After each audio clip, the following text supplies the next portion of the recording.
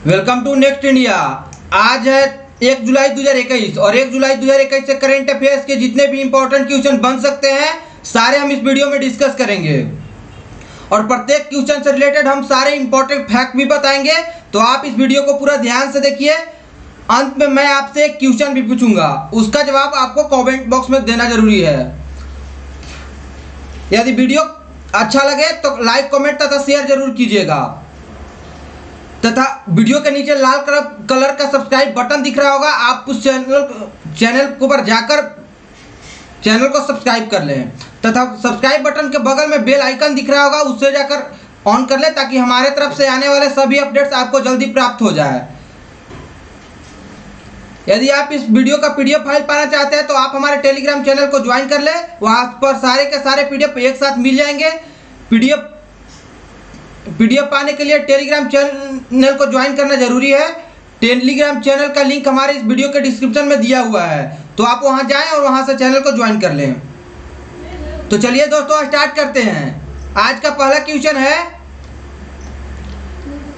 Days में पहला question है आज का, हाल ही में अंतर्राष्ट्रीय क्षुद्र ग्रह दिवस कब मनाया गया है? तो हाल ही में कल ही के दिन यानी 30 जून को अंतर्राष्ट्रीय क्षुद्र ग्रह दिवस मनाया गया है, यानी इंटरनेशनल एस्ट्रॉयड डे 30 जून को मनाया गया है।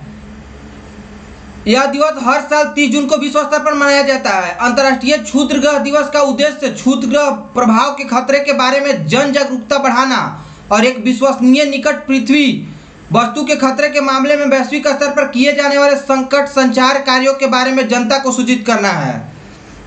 अब जान लेते हैं अंतर्राष्ट्रीय क्षुद्र ग्रह दिवस के इतिहास के बारे में। यह दिसंबर 2016 में संयुक्त राष्ट्र महासभा ने 30 जून को अंतर्राष्ट्रीय क्षुद्र ग्रह दिवस घोषित करते हुए इसे अपनाया ताकि 30 जून 1908 को साइबेरिया रूसी संघ का पर तुंगुस्का प्रभाव की सालगिरह मनाने और क्षुद्र ग्रह प्रभाव खतरे के बारे में जन और जागरूकता बढ़ाने के लिए हर साल अंतर्राष्ट्रीय स्तर पर मनाया जा सके। अब जान लेते हैं क्षुद्र ग्रह है क्या। तो क्षुद्र ग्रह छोटे चट्टानी पिंड है जो सूर्य के चारों ओर परिक्रमा करते हैं। अधिकतर वे मंगल और बृहस्पति के कक्षाओं के बीच पाए जाते हैं, लेकिन कुछ में अधिक विलक्षण कक्षाएं होती है। तो हम कहेंगे कि क्षुद्र ग्रह चट्टानी धातुओं की वस्तुएं हैं जो आकार में कंकड़ के आयामों से लेकर लगभग 600 मील की दूरी तक होती है। वे इतने छोटे होते हैं कि उन्हें ग्रह नहीं माना जाता है, लेकिन वे सूर्य की परिक्रमा करते हैं। उन्हें सौरमंडल के भी बचे हुए पदार्थ के रूप में जाना जाता है। चलिए दोस्तों अब चलते हैं अगले क्वेश्चन की ओर। आज का अगला क्वेश्चन है, हाल ही में अंतर्राष्ट्रीय संसदीय दिवस यानी इंटरनेशनल डे ऑफ पार्लियामेंटरिज्म डे कब मनाया गया है? तो हाल ही में 30 जून को यानी कल ही के दिन अंतर्राष्ट्रीय संसदीय दिवस मनाया गया है। यह दिवस हर साल 30 जून को विश्व स्तर पर मनाया जाता है। अंतर्राष्ट्रीय संसदीय दिवस उस प्रगति की समीक्षा करने का समय है जो संसदों ने कुछ प्रमुख लक्ष्यों को प्राप्त करने के लिए अधिक प्रतिनिधि बनने और समय के साथ आगे बढ़ने के लिए किया है, जिसमें आत्म मूल्यांकन करना, अधिक महिलाओं और युवा सांसदों को शामिल करने के लिए काम करना और नई तकनीकों का अनुकूलन करना शामिल है। अब चलिए चलते हैं अगले क्वेश्चन की ओर। पहले जान लेते हैं अंतर संसदीय संघ का मुख्यालय है कहाँ। इसका मुख्यालय जिनेवा स्विट्जरलैंड में है तथा अंतर्राष्ट्रीय संसदीय संघ की स्थापना गैब्रिएला क्यूआस बेरोन ने किया था। यह यहाँ का अभी वर्तमान में अध्यक्ष है तथा इसकी स्थापना 1889 में हुई थी। अब चलते हैं आज का अगला क्वेश्चन की ओर। अगला क्वेश्चन अपॉइंटमेंट से है। हाल ही में Indian federation of United nation association यानी इफूना का अध्यक्ष किसे नियुक्त किया गया है? तो हाल ही में शंभुनाथ श्रीवास्तव को इफूना का अध्यक्ष नियुक्त किया गया है। यह इमेज में शंभुनाथ श्रीवास्तव, इन्हें हाल ही में इफूना का नए चेयरमैन के रूप में नियुक्त किया गया है। इलाहाबाद उच्च न्यायालय के पूर्व न्यायाधीश और छत्तीसगढ़ के पूर्व प्रमुख लोक आयुक्त न्यायमूर्ति शंभुनाथ श्रीवास्तव को इफूना का अध्यक्ष नियुक्त किया गया है। Indian federation of United nation association संयुक्त राष्ट्र और इसकी विशेष एजेंसियों के उद्देश्यों को बढ़ावा देने के लिए एक गैर लाभकारी संगठन है। इफूना को संयुक्त राष्ट्र की आर्थिक और सामाजिक परिषद के साथ विशेष सलाहकार का दर्जा प्राप्त है। अब चलते हैं पहले जान लेते हैं, बात हुई इफूना के बारे में, तो इफूना के बारे में। इफूना का फुल फॉर्म होता है Indian federation of United nation association. इसका हेडक्वार्टर न्यू दिल्ली में है तथा इसका पेरेंट ऑर्गेनाइजेशन डब्ल्यूफूना है।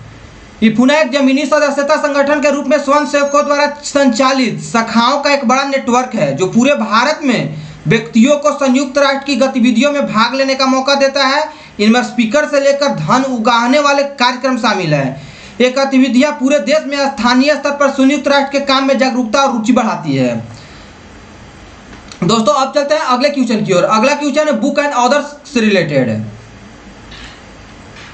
तो बुक और अदर से रिलेटेड क्वेश्चन है, हाल ही में एनोमेलीज इन लॉ एंड जस्टिस नामक पुस्तक का विमोचन किसने किया है? तो हाल ही में भारतीय जस्टिस एन.वी. रमन्ना ने इस पुस्तक का विमोचन किया है।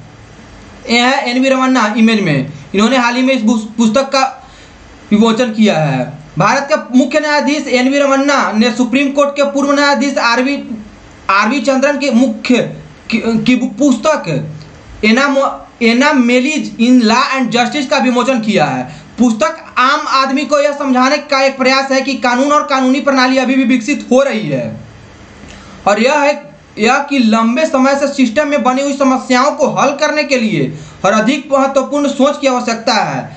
पुस्तक में क्रियात्मक और साथ ही नागरिक प्रक्रिया, चुनावी सुधार और वैकल्पिक विवाद समाधान तंत्र से संबंधित वास्तविक कानून भी शामिल है। बात हुई है एन.वी. रमन्ना के बारे में, तो जान लेते हैं एन.वी. रमन्ना के बारे में। ये है इमेज में एन.वी. रमन्ना, ये भारत के चीफ जस्टिस है। इनका जन्म 27 अगस्त 1957 को हुआ था कृष्णा में तथा इनका फुल नाम है नुथालपति वेंकटा रमना। इनका नेशनलिटी इंडियन है तथा ये आचार्य नागार्जुन यूनिवर्सिटी से 1982 में अपना शिक्षण प्राप्त किए थे। अब चलते हैं अगले क्वेश्चन की ओर। अगला क्वेश्चन डिफेंस एंड एस्ट्रोनॉट से रिलेटेड है। इससे रिलेटेड क्वेश्चन है, कौन सी अंतरिक्ष एजेंसी अंतरिक्ष में पहले विकलांग अंतरिक्ष यात्री को लॉन्च करने की योजना बना रही है? तो हाल ही में ईएसए के द्वारा विकलांग अंतरिक्ष यात्री को लॉन्च करने की योजना बना रही है। ईएसए यानी European space agency. European space agency दुनिया के पहले शारीरिक रूप से अक्षम अंतरिक्ष यात्री को नियुक्त कर लॉन्च करेगी। इस भर्ती के लिए 22,000 आवेदन प्राप्त किए गए हैं। ये से पैरा एस्ट्रोनॉट के लिए तकनीक विकसित कर रहा है। यह दुनिया को संदेश देगा कि अंतरिक्ष सभी के लिए है। That means space is for everyone. यूरोपीय अंतरिक्ष एजेंसी को वाणिज्यिक उपग्रह को लॉन्च करने के लिए निजी खिलाड़ियों और अन्य अंतरिक्ष एजेंसियों के कड़ी प्रतिस्पर्धा का सामना करना पड़ रहा है। अमेजन के संस्थापक बेजोस जुलाई 2021 में अपने ही रॉकेट से अंतरिक्ष में जाने वाले पहले व्यक्ति बन जाएंगे। अब बात तो ईएसए के बारे में, तो जान लेते हैं यूरोपियन अंतरिक्ष एजेंसी के बारे में। ईएसए का हेडक्वार्टर है पेरिस फ्रांस में तथा इसे फाउंड किया गया था 30 मई 1975 को। इसका अभी वर्तमान में बजट 649 करोड़ यूरो है। ईएसए का सीईओ अभी वर्तमान में जोहान डाइट्रिच ओर्नर है। ईएसए के अंतरिक्ष उड़ान कार्यक्रम में मानव अंतरिक्ष उड़ान में मुख्य रूप से अंतर्राष्ट्रीय अंतरिक्ष स्टेशन कार्यक्रम में भागीदारी के माध्यम से शामिल है। अन्य ग्रहों और चंद्रमा के लिए मानव रहित अन्वेषण मिशनों का प्रक्षेपण और संचालन, पृथ्वी अवलोकन, विज्ञान और दूरसंचार प्रक्षेपण वाहनों को डिजाइन करना और एक प्रमुख स्पेसपोर्ट बनाए रखना फ्रेंच गायना के कोरो में गायना स्पेस सेंटर में है। अब चलते हैं अगले क्वेश्चन की ओर। अगला क्वेश्चन स्टेट न्यूज यानी स्टेट से रिलेटेड है। स्टेट से रिलेटेड फर्स्ट क्वेश्चन है, हाल ही में ताजा बर्मिस अंगूर दुबई को किस राज्य से निर्यात किया गया है? तो हाल ही में ताजा बर्मिस अंगूर दुबई को असम राज्य से निर्यात किया गया है।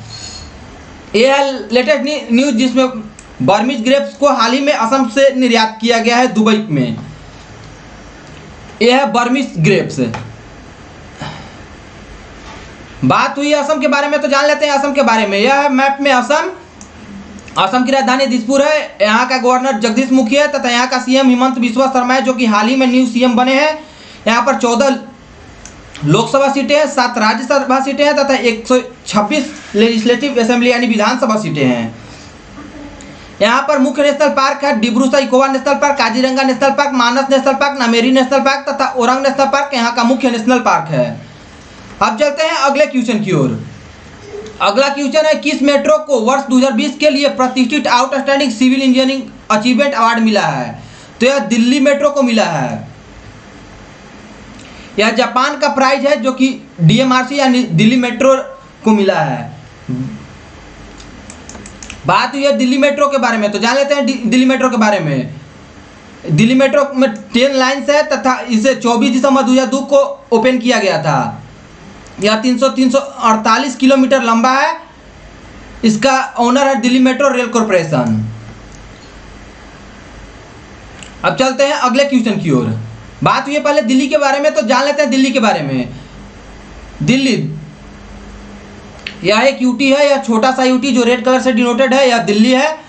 तो दिल्ली की राजधानी न्यू दिल्ली है तथा यहाँ का लेफ्टिनेंट गवर्नर अनिल बैजल है। यहाँ का सीएम अरविंद केजरीवाल है तथा 7 लोकसभा सीटें हैं, 3 राज्यसभा सीटें हैं तथा विधानसभा सीटों की कुल संख्या 70 है। यहाँ का मुख्य नेशनल पार्क है नेशनल जूलॉजिकल पार्क। यह एक यूटी यानी यूनाइटेड यूनियन टेरिटरी यानी केंद्र शासित प्रदेश है।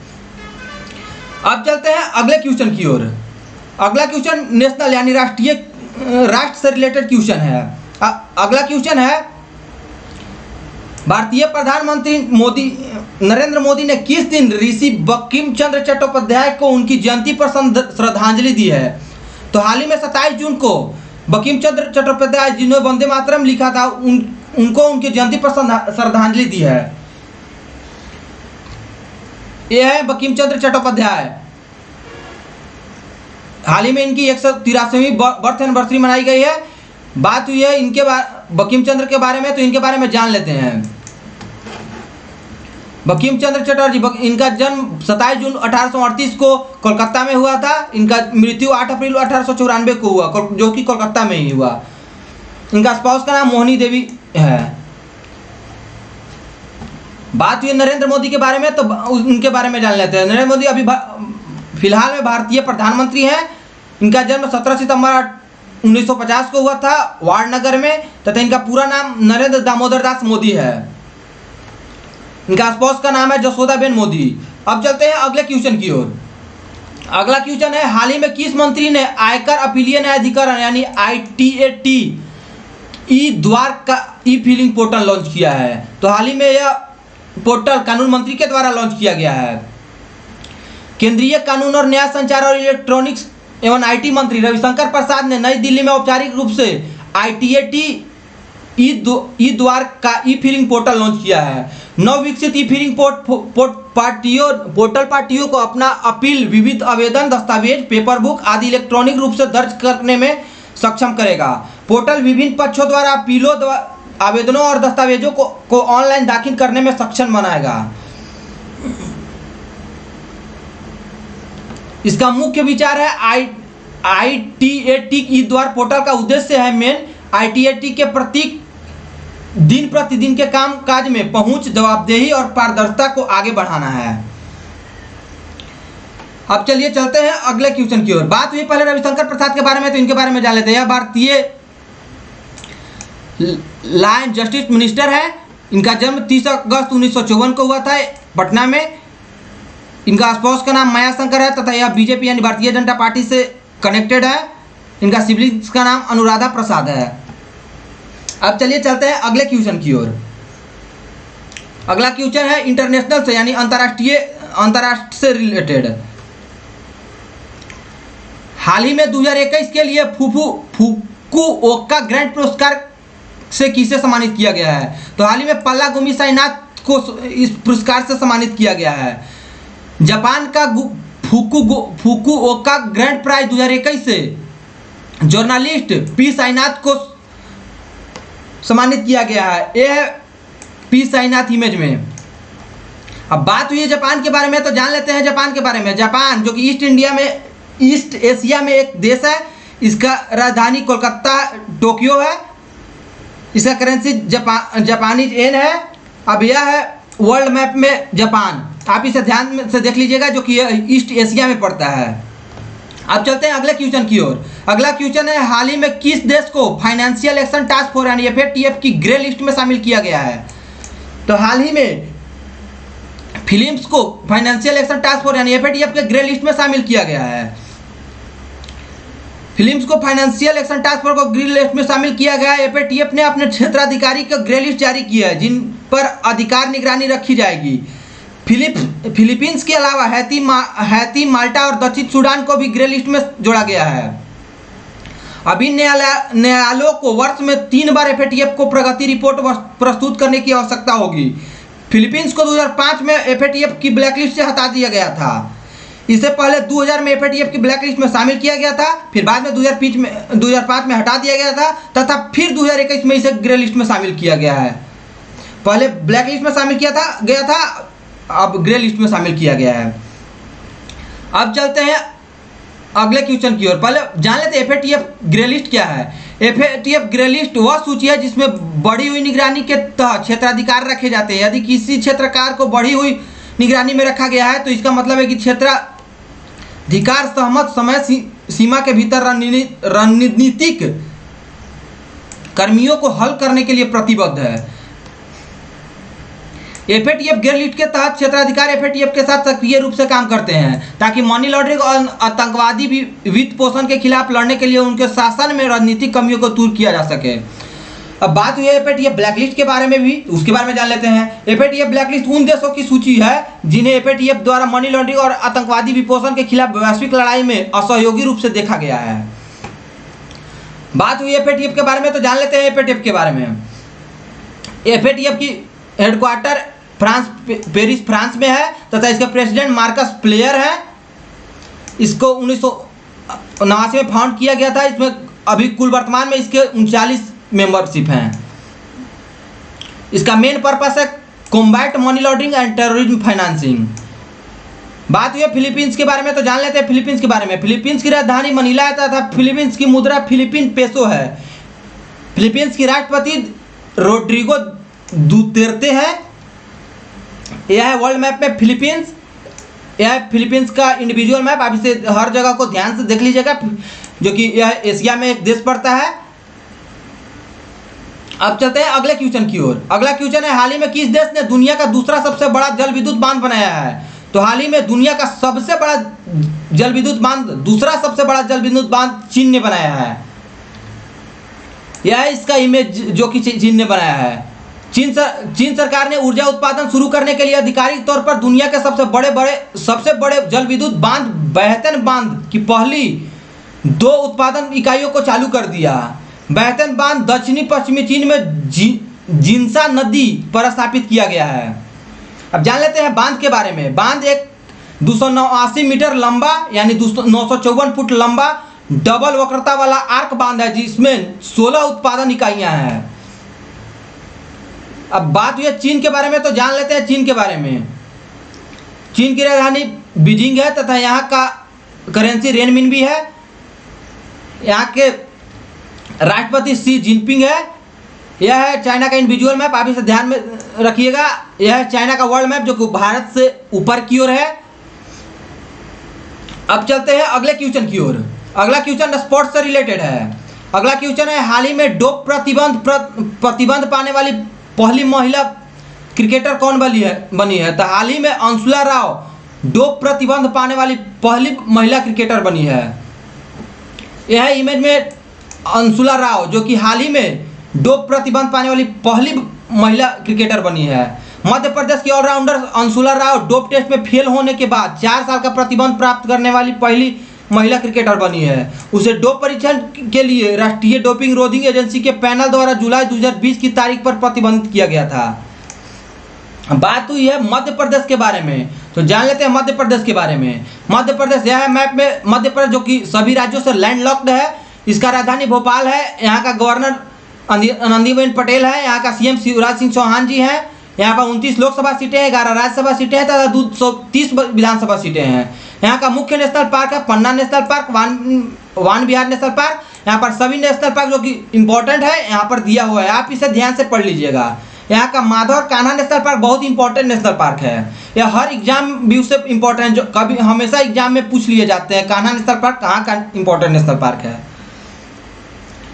अब चलते हैं अगले क्वेश्चन की ओर। अगला क्वेश्चन है, हाल ही में सभी प्रारूपों में डेब्यू करने वाली सबसे युवा भारतीय महिला खिलाड़ी कौन बनी है? तो हाल ही में शेफाली वर्मा, सलामी बल्लेबाज शेफाली वर्मा ब्रिस्टल में इंग्लैंड के खिलाफ पहले महिला एक दिवसीय अंतर्राष्ट्रीय मैच में उतरते ही सभी प्रारूपों को पदार्पण करने वाली सबसे युवा भारतीय क्रिकेटर बन गई है। उन्होंने सभी प्रारूपों को पदार्पण करने के लिए 17 साल 150 दिन का समय लिया। वह सभी प्रारूप डेब्यू की सूची में कुल मिलाकर 5वीं सबसे युवा क्रिकेटर बन गई है। इस सूची में अफगानिस्तान के 17 साल और 78 दिन के मुजीब उर रहमान शीर्ष पर हैं, जो सभी प्रारूपों में खेलने वाली सबसे युवा खिलाड़ी हैं। इसके बाद इंग्लैंड के पूर्व विकेटकीपर सारा टेलर हैं, ऑस्ट्रेलिया के एलिसे पेरी इस सूची में तीसरे स्थान पर है। उसके बाद मोहम्मद आमिर चौथे स्थान पर है तथा 5वें स्थान पर शेफाली वर्मा जी हैं। अब चलते हैं अगले और आज का अंतिम क्वेश्चन की ओर। आज का अंतिम क्वेश्चन है, हाल ही में किस भारतीय महिला ने ISSF शूटिंग विश्व कप की 25 मीटर पिस्टल स्पर्धा में स्वर्ण पदक जीती है? तो हाल ही में राही सरनोबत ने यह स्वर्ण पदक जीती है। भारत की राही सरनोबत ने ISSF शूटिंग विश्व कप में महिलाओं की 25 मीटर पिस्टल स्पर्धा में स्वर्ण पदक जीता है। वह मौजूदा टूर्नामेंट में एक रजत और 2 कांस्य पदक जीतने वाली पहली भारतीय हैं। उन्होंने क्वालिफाइंग चरण में अधिकतम 600 में से 591 अंक हासिल किए हैं। फाइनल में फ्रांस के मैथिले लामोलो ने एक रजत पदक जीता है। रूसी विटालिना वर्तारसिका सकीना ने कांस्य पदक जीता। भारतीय निशानेबाज मनु भाकर 7वें स्थान पर है। 220 टोक्यो ओलंपिक से पहले यह आखिरी प्रतियोगिता है। ISSF विश्व कप 2021 का आयोजन क्रोएशिया के ओसीजेक में हो रहा है। बात हुई ISSF के बारे में, तो उनके बारे में जान लेते हैं। ISSF का फुल फॉर्म होता है इंटरनेशनल शूटिंग स्पोर्ट फेडरेशन, जो कि शायद 1986 से अभी तक काम कर रही है। ISSF एक वर्ल्ड कप है। अब चलते हैं कल के वीडियो का अंतिम क्वेश्चन की ओर। कल के वीडियो का अंतिम क्वेश्चन था, हाल ही में हॉकी इंडिया ने खेल रत्न पुरस्कार 2021 के लिए किसके नाम से सिफारिश की है? तो हाल ही में PR श्रीजेश और दीपिका के नाम से यह सिफारिश की गई है। अब चलते हैं आज के लिए आपके लिए क्वेश्चन है। आज के लिए आपके लिए क्वेश्चन है, झारखंड राज्य क्रिकेट संघ को किस शहर में एक अंतर्राष्ट्रीय क्रिकेट स्टेडियम स्थापित करना है? तो हाँ दोस्तों, यह हाल ही का न्यूज है जिसमें झारखंड को एक अंतर्राष्ट्रीय क्रिकेट स्टेडियम स्थापित करना है। इसका जवाब चारों शहर में से कौन सा है? आप इसका जवाब कमेंट बॉक्स में जरूर दें। यदि वीडियो अच्छा लगे तो लाइक, कमेंट तथा शेयर जरूर करें तथा हमारे चैनल को सब्सक्राइब करना ना भूलें।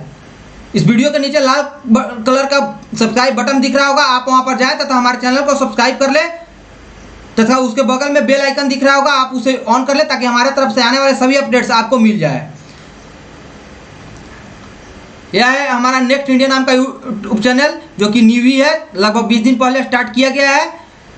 आप हमें फेसबुक, इंस्टाग्राम, ट्विटर, टेलीग्राम सभी जगह फॉलो कर सकते हैं। यदि वीडियो का PDF फाइल पाना चाहते हैं तो हमारे टेलीग्राम चैनल को ज्वाइन कर ले, वहाँ पर सारे के सारे वीडियो का PDF फाइल एक साथ मिल जाएंगे। हमारे इस चैनल पर एक दिन बीच करके या 1, 2, 3 दिन के बाद हर एक टॉपिक पर एक पूरा डिटेल किया जाता है। आप उस वीडियो को भी देखना ना भूलें। इसलिए आप हमारे चैनल को पहले ज्वाइन कर ले, यानी सब्सक्राइब कर ले। उसके बाद आप हमारे चैनल से जो भी नोटिफिकेशन आएगा आपको जल्दी मिल जाएगा, आप उसे वीडियो को जल्द से जल्द देख पाएंगे। चलिए तो दोस्तों, फिलहाल के लिए आप सभी का बहुत बहुत धन्यवाद। मिलते हैं तब अगले वीडियो में। तब तक अपना ख्याल रखें, मुस्कुराते रहें, पढ़ते रहें, बड़ों का सम्मान करें, छोटों को प्यार दें, अपना व्यक्तित्व इस प्रकार से विकसित करें ताकि लोग, खास करके महिलाएं, आपके साथ सुरक्षित महसूस करें।